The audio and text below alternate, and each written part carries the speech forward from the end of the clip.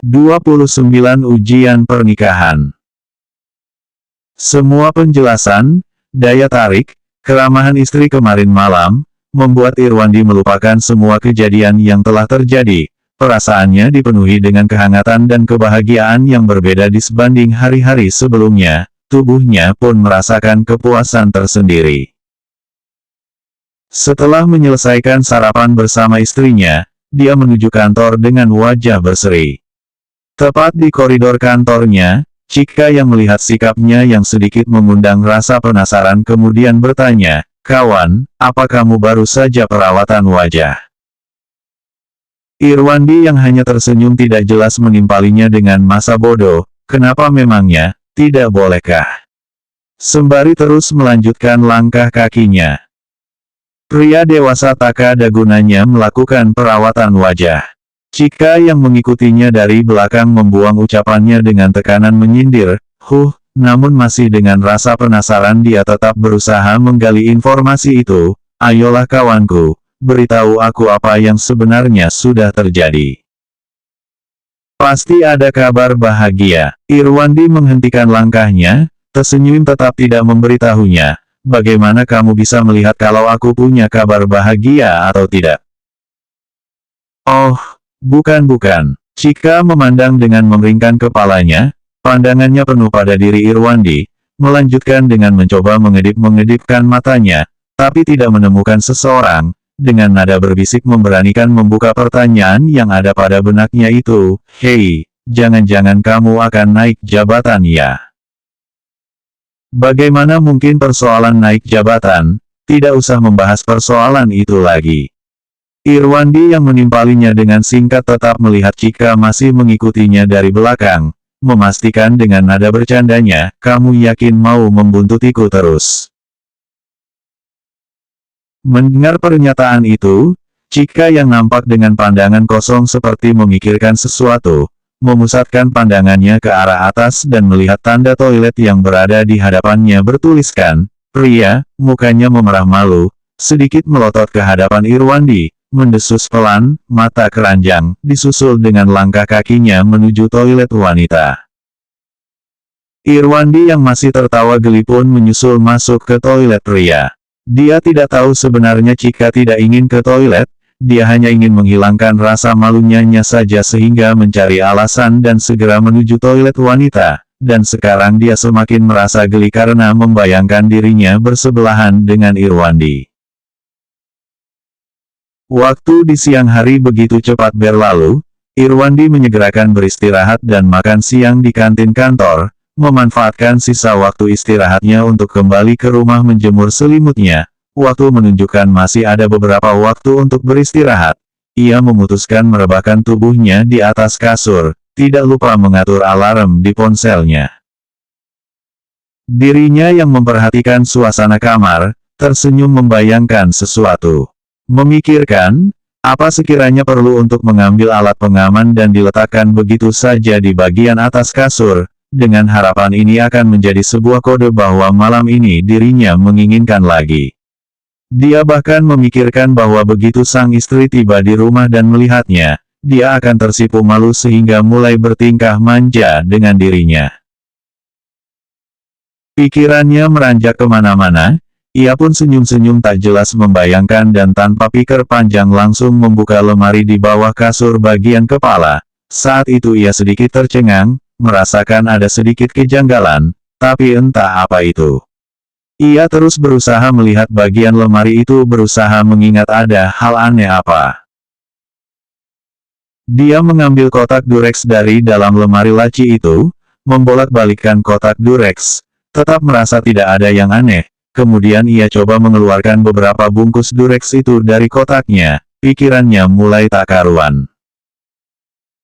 Dia teringat saat semalam bercinta dengan istrinya di kamar mandi, dia mengambilnya langsung dari laci, bukan dari kotak yang berada di dalam laci.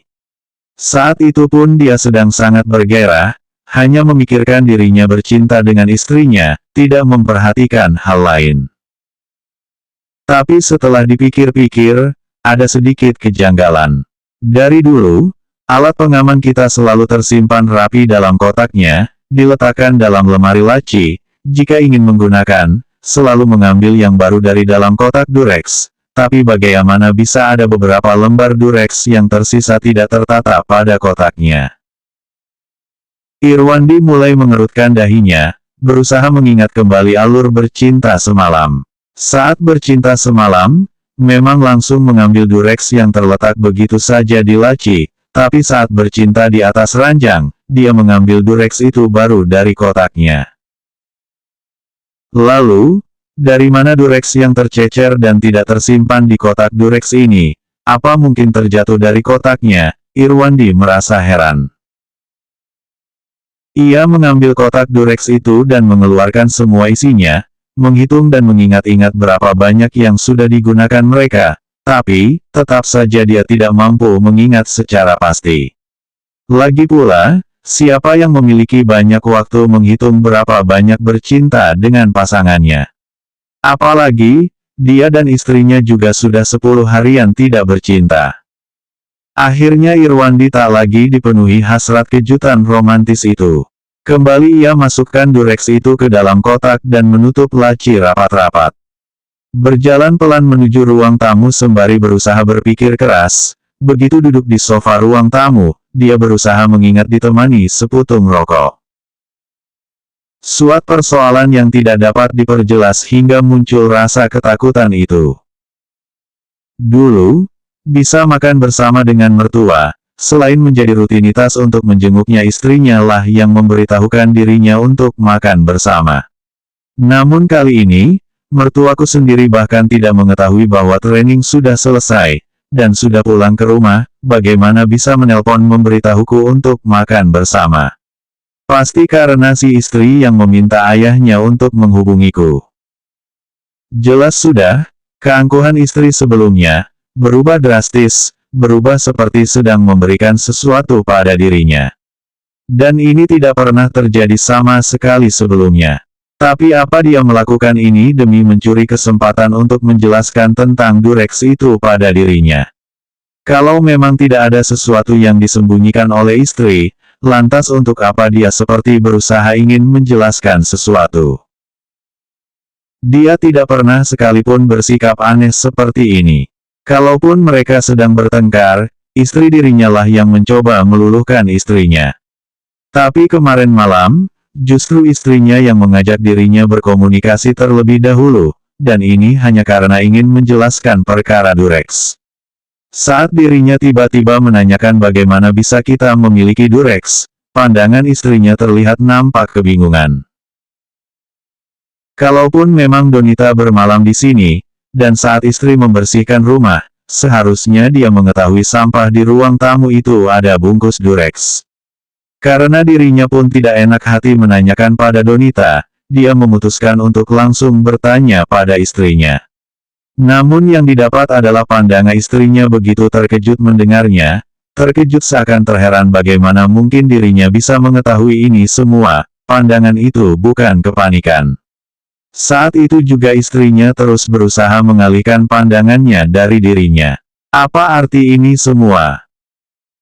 Irwandi yang berusaha memikirkan hingga hal itu, wajahnya mulai tak sedap dipandang, matanya nampak rasa sakit hati yang dalam, masih tetap ditemani dengan seputung rokok yang masih berada dalam sela-sela jarinya, bahkan dirinya tidak menyadari abu rokok itu telah berjatuhan.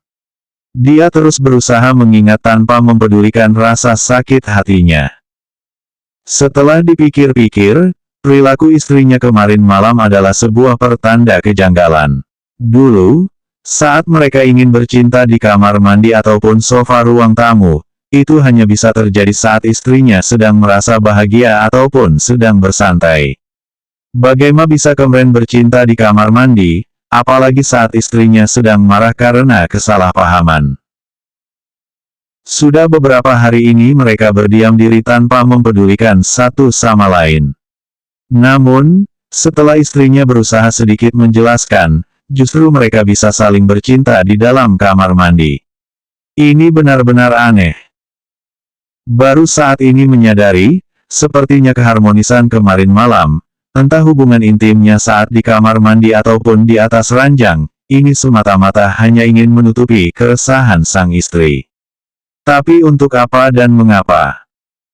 Dari hal kemarin malam yang menerima telepon dari ayah mertua dan kejadian bercinta dengan istri sendiri.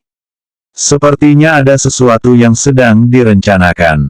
Awalnya, menjelaskan pada dirinya mengenai persoalan alat pengaman Durex, lalu dengan sengaja menangis seduh sehingga membuat dirinya tak tega membiarkan istrinya begitu sedih meluapkan tangisnya. Semua berawal dari keonaran yang sengaja dibuatnya menjadi-jadi, setelah itu tiba-tiba mengatakan ingin mandi. Dengan begitu, tentu saja aku tidak bisa berdiam diri. Aku menghampirinya menuju kamar mandi sehingga akhirnya kami pun mulai bercinta. Di tengah percumbuan kami, dia seperti menutupi sesuatu.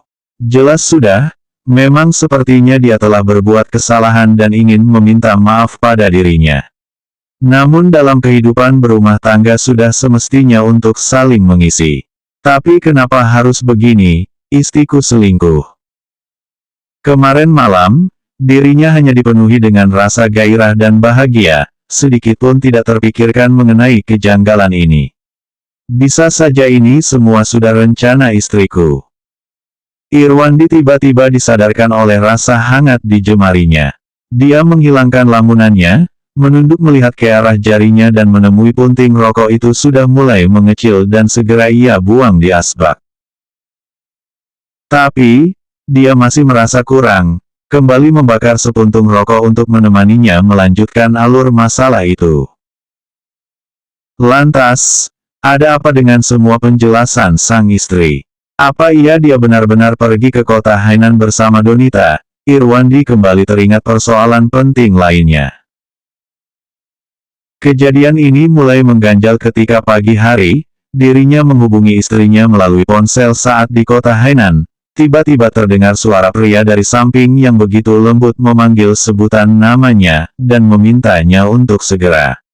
Irwandi pun sangat mencurigai namun istrinya hanya memberikan penjelasan bahwa dia adalah rekan kerja satu kantornya dan meminta untuk segera sarapan. Tapi penjelasan istrinya kemarin malam memang sedikit mengundang tanya. Bagaimana mungkin istrinya dan Donita berlibur ke kota Hainan dengan membawa seorang pria? Terlebih lagi kemarin malam pun dia tidak memberitahukan ada orang lain selain mereka yang ikut, kecuali dia dan Donita. Lalu siapa laki-laki itu? Tidak mungkin kalau Donita yang mengajak lelaki itu dan masih mengajak istriku. Karena untuk apa dia meminta Marena pergi bersamanya padahal Donita sudah mengajak lelaki lain menemaninya. Seharusnya Marena ikut atau tidak ke kota Hainan, tak menjadi keharusan. Lagi-lagi teringat hal lainnya, mengingat persoalan Donita. Bukan perihal lain tentang Donita, tapi mengenai perceraian. Perceraian di zaman sekarang bukanlah menjadi momok yang memalukan lagi. Waktu itu, pernah tidak sengaja berbincang mengenai pernikahan dengan beberapa rekan di kantor. Mereka memberikan info bahwa pernah suatu waktu melihat data perceraian di internet yang menyatakan persentasenya meningkat setiap hari. Sehingga perceraian sudah menjadi hal yang wajar. Zaman dahulu, perceraian adalah hal yang sangat memalukan dan mencoreng nama baik. Tapi saat ini, tidak ada yang berhak menghina setiap orang yang bercerai, karena bisa saja akan ada orang yang bercerai di setiap sisi kehidupan kita. Aneh Naya, kenapa Marena memintaku untuk merahasiakannya, atau dia menghalangiku untuk mencari tahu ke Donita? Kalau dilihat dari hubungan Marena dan Donita, sudah bisa dipastikan bersekongkol dengan Donita. Lalu apa yang bisa dirahasiakan lagi? Begitu teringat Donita, Irwandi pun menaruh sedikit kecurigaan. Dirinya dengan istrinya, Donita dan juga Octavia sudah saling mengenal sejak di bangku kuliah. Karena hubungan baik mereka dengan istrinya, sampai sekarang masih berkomunikasi. Dari hubungan baik kamilah mulai mengenal suami Donita, Wesky. Wesky adalah sosok pria yang lembut merelakan karirnya di bidang pendidikan. Sementara karakter Donita penyayang, mereka pasangan yang lembut, satunya berpendidikan, kesehariannya terlihat nampak sangat bahagia, bagaimana mungkin bisa bercerai. Saat ini tidak lagi memikirkan mengapa mereka bisa bercerai. Tapi, dari seberapa jauh aku dan orang-orang yang mengenal Donita kepribadian Donita, sekalipun memang Donita selingkuh, tentu saja tidak mungkin melakukan hal yang akan menghancurkan rumah tangga sahabatnya sendiri. Apalagi sampai meletakkan Durex ke dalam tas Marena saat dia meminta Marena menemani ke kota Hainan. Perilaku ini sungguh bertentangan dengan karakter Donita yang aku kenal. Lalu apa yang sebenarnya terjadi? Apa perlu aku meminta penjelasan pada Donita? Tapi bagaimana aku harus memulai perbincangan itu? Alarm pada ponselnya berdering. Dia terbangun dari lamunan panjangnya, kembali merapikan kondisi rumah dan segera menuju kantor. Saat perjalanan menuju kantor, ia terus memikirkan apa yang pantas ia lakukan, menanyakan langsung pada istrinya atau mencari tahu dari Donita. Bagaimana kalau seandainya istrinya berbohong, apa dia akan berbicara jujur pada dirinya? Tapi jika Marena sudah bekerja sama dengan Donita, dan dirinya saat ini berusaha mencari tahu dari Donita, apa bisa mendapatkan jawaban yang bisa dipercaya? Tapi juga kalau tidak diselesaikan, akan tetap selalu ada yang mengganjal dalam hati Irwandi. Pernikahan yang seperti ini membuat dirinya merasakan sangat terpukul. 30 mengintimidasi sang istri. Sore harinya, Irwandi menyimpan rasa mengganjal itu dalam hati, berusaha mengembalikan fokus untuk bekerja, segera mengambil beberapa dokumen dan dengan hati lapang menuju ruangan Direktur Clive melaporkan beberapa pekerjaan. Mendengar laporan kerja tersebut, Direktur Clive menyodorkan seputung rokok padanya. "Kamu ya, lain kali tidak perlu bicarakan padaku mengenai semua hal tentang itu. Tapi aku cukup percaya dan mengakui kemampuanmu." Hehehe, Irwandi tertawa, "Tidak boleh begitu. Kalau tidak ada dukungan dari Direktur Clive, aku tidak akan bisa merasa tenang." Direktur Clive hanya tertawa terbahak-bahak mendengar pujian itu. Irwandi, aku harus berbicara seperti apa enaknya ya. Kamu selalu merasa rendah diri." Setelah saling memuji satu sama lain, Irwandi mohon pamit kembali ke ruang kerjanya, kemudian melihat berita online, dan melihat forum yang menyadarkan bahwa tak lama lagi adalah jam pulang kerja, sedikit ragu dan perlahan meninggalkan kantor. Ia mampir sebentar ke supermarket dan membelikan sayur kesukaan istrinya, kemudian setelah membeli beberapa helai selada, ia menyempatkan mengirimkan foto selada melalui WeChat untuk sang istri, setelah itu kembali mengikatkan syal pada pinggangnya dan melanjutkan kesibukannya. Hari ini, Marena dan Octavia saling berbalas pesan singkat, membalas pesan singkat Sojun Lu lalu segera kembali bekerja. Dalam karir dan pekerjaannya, Marena sangat berprestasi, dia pun sangat giat dan bertanggung jawab, itulah sebabnya hingga saat ini bisa menjawab di posisi manajer desain dan program. Siang harinya, Marena tersenyum menolak ajakan Sojun Lu. Seorang pria tidak boleh terlalu bergantung pada dirinya, harus seperti sedang membujuk anak kecil dengan memberinya permen lollipop yang kapanpun bisa menarik perhatiannya, begitu dia tidak lagi bisa dikendalikan, barulah kemudian bisa langsung memberikannya. Hanya dengan cara begitulah bisa tetap mempertahankan rasa ketertarikannya dan pada akhirnya tidak bisa meninggalkanmu. Setelah makan bersama dengan rekan kerja di sekitar perusahaan, atas saran dari rekan-rekan kerjanya, akhirnya mereka pergi berbelanja bersama. Belum lama berbelanja, dia menerima sebuah telepon dari perusahaan, ada urusan mendadak yang membutuhkannya untuk datang ke kantor sore hari. Setelah kembali ke perusahaan, dia segera kembali sibuk. Marena yang sibuk dengan pekerjaannya, dia sedikit menggerakkan lehernya. Ini membuatnya berpikir, bahwa dia telah berdamai dengan suaminya dan malam ini dia bisa menyuruh suaminya memasak untuknya. Marena tersenyum, memikirkan suaminya yang akan memasak untuknya nanti malam. Dia mengeluarkan ponselnya dari dalam laci dan memasukkan kata sandi. Setelah membuka WeChat, dia melihat gambar yang dikirimkan oleh suaminya, dan dia tersenyum lebih manis lagi. Saat itulah, dia baru memperhatikan waktu, bahwa hari sudah malam. Sesampainya di rumah, Marena melihat masakan yang ada di atas meja makan, bibirnya melengkung dan matanya menyipit. Dia meletakkan tasnya dengan senang, lalu menghampiri suaminya yang sedang sibuk di dapur. Dia tersenyum dan berkata, "Terima kasih, suamiku." Irwandi yang sibuk sudah mengetahui bahwa istrinya sudah pulang.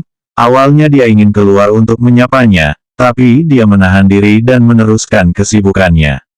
Sekarang, mendengar kata-kata yang diucapkan istrinya, dia pun tersenyum dan berkata, "Sudah pulang istriku. Cuci tangan dulu, lalu siap-siap untuk makan." "Iya," jawab Marena, "kalau begitu aku pergi cuci muka dulu." Setelah mengatakannya dia pergi meninggalkan dapur.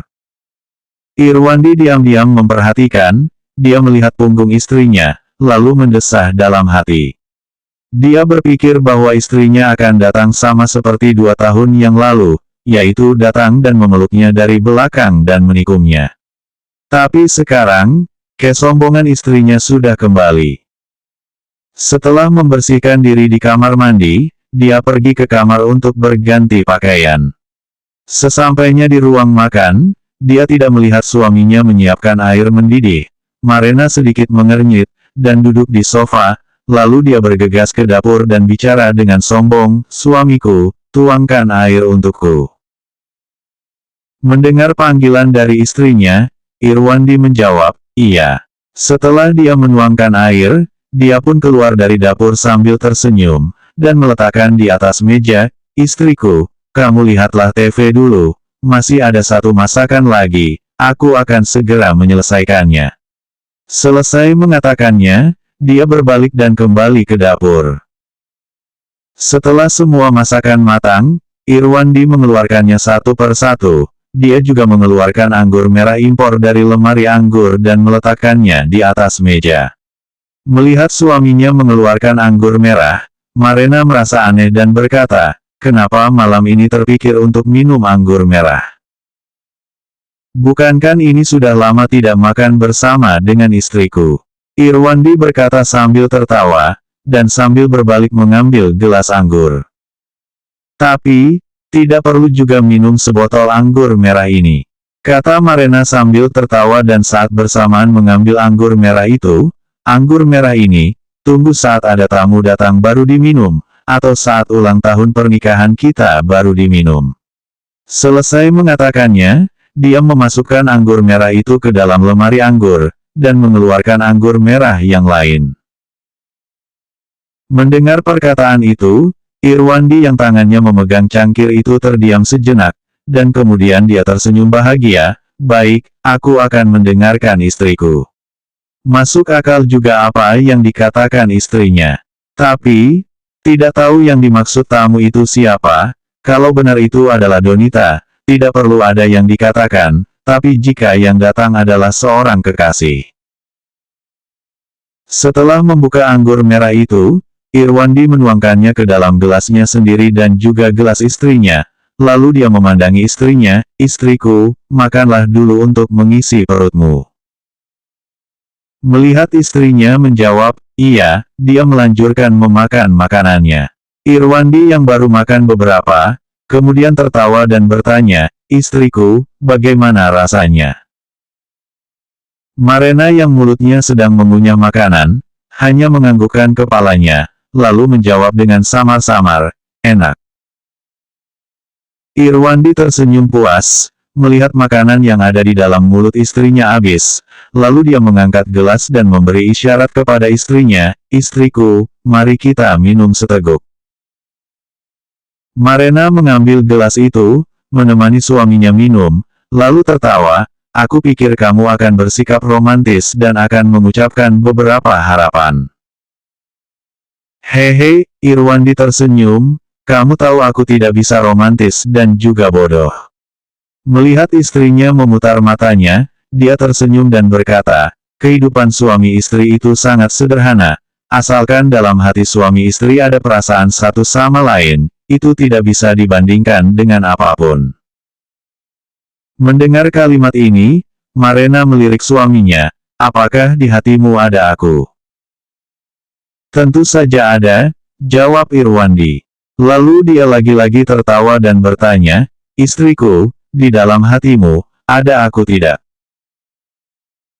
Mendengar kalimat pertama, Marena tersenyum puas, tapi, setelah mendengar kalimat kedua suaminya, membuatnya menyipitkan matanya dan berkata dengan nada mencemooh, di dalam hatiku, ada atau tidak kamu, apakah kamu tidak tahu? Bodoh! Haha, Irwandi tertawa terbahak-bahak. Setelah meminum sampai habis segelas anggur merah, kedua anggur itu terisi lagi, dan tiba-tiba Irwandi berkata, istriku, apakah kali ini kamu bermain dengan Donita di kota Hainan menyenangkan? Ya, lumayan. Istriku, ingat ya, kedepannya kalau bepergian harus lebih sering berkomunikasi denganku, karena kalau tidak aku pasti akan sangat khawatir. Irwandi menyampaikannya dengan penuh perasaan, kamu tidak tahu kan beberapa hari itu aku sangat mengkhawatirkanmu. Sambil meneguk anggur merah. Mendengar pernyataan suaminya, Marena sangat bahagia, menjawab, dengan halus dan perlahan memberinya ketenangan, aku bersama dengan Donita pun bagaimana bisa kamu sangat khawatir. Sayang, memang cuma kalian berdua, kamu dan Donita saja ya. Irwandi tersenyum misterius, aku pikir kalian rombongan. Tentu saja cuman aku dan Donita. Marena menjawab hati-hati, tiba-tiba dia teringat sesuatu, pandangannya tampak sedikit grogi. Dia teringat kejadian saat menerima telepon dari sang suami ketika di kota Hainan. Sojun memanggil namanya dan didengar oleh suaminya, bahkan suaminya sempat menanyakan suara lelaki itu berasal dari mana. Marena mengedipkan matanya perlahan saat suaminya sedang lahap menyantap makanan, menghembuskan nafasnya dan berusaha menjelaskan, oh iya ada satu orang pria lagi yang menemani Donita pergi, kamu juga tidak mengenalnya, aku saja baru mengenal beberapa hari. Jadi aku tidak terlalu ingat. Marena ikut melahap santapan makan malamnya setelah menjelaskan sedikit. Mendengar penjelasan dari istrinya, Irwandi segera menelan lauk yang sedang dikunyahnya, mendangakkan pandangan dan tersenyum, hehe, lain kali kenalkan padaku ya. Aku ingin tahu, Donita mencari sosok laki-laki seperti apa. Jawaban suaminya membuat Marena hilang akal harus bagaimana, agar tidak dicurigai, Marena tersenyum meski dengan terpaksa, oke, tidak masalah. Lain kali jika ada kesempatan, aku akan memperkenalkan kalian. Tapi persoalan ini tetap harus minta persetujuan Donita terlebih dulu. Kalau kamu tidak bisa membujuknya, aku saja yang bicara dengannya. Irwandi bersikekeh, dan terus melanjutkan rencananya untuk mengintimidasi istrinya. Sebagai teman lamanya, aku juga harus memperdulikan bagaimana karakter pasangannya itu. Jangan sampai dia mendapatkan lelaki yang tidak bertanggung jawab. Marena yang juga sedang menyantap makan malam, sama sekali tidak menyangka bahwa semua percakapan suaminya adalah semata-mata untuk mengintimidasi dirinya. Dirinya sibuk memikirkan pada permasalahan ini yang tidak terlebih dahulu berdiskusi dengan Donita tentang ini semua. Bagaimana kalau misalnya saja suamiku benar-benar menanyakan pada Donita, maka akan terbongkar semua rahasia ini. Akhirnya dia sengaja mengulur suasana dan waktu.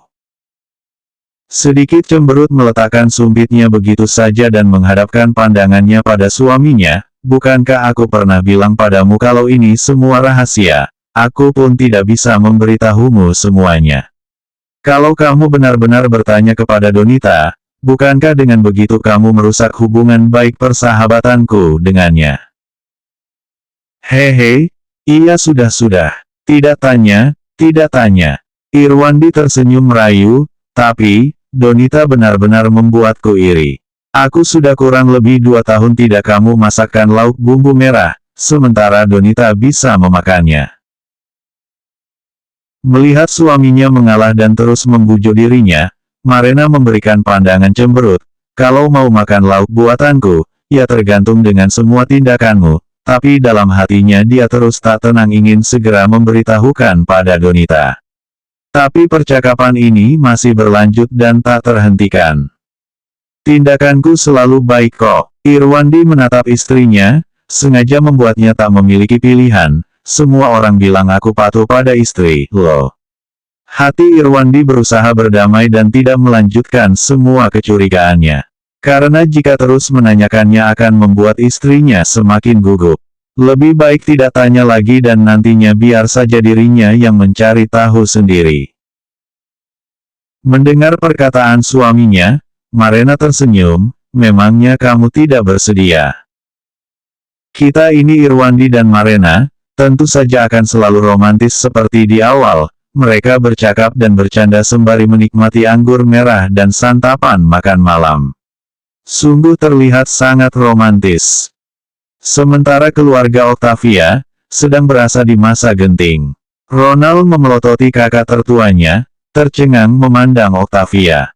Memohon, istriku, bisakah kita tidak bercerai? Selanjutnya 31 memutuskan mencari detektif.